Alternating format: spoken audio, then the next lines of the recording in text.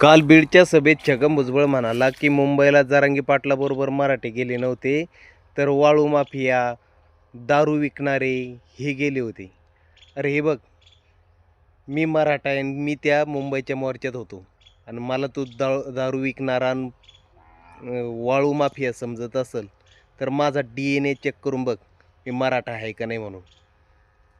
आणि पुन्हा दुसरं, तुम्हाला मराठ्यांची लय शोधपत्रिका काढायची असली तर माझा आजोबा कुणबीक करत होता, माझा बाप कुणबीक करतोय आणि आज मी सुद्धा ही कुणबीक करत आहेत. आणि कुणबीबद्दल शोधपत्रिका जर कधी काढायचं असेल तर माझ्या नावावर 7/12 आहे का नाही आणि मी कुणबी करतो की नाही हे एवढं पाहायचं.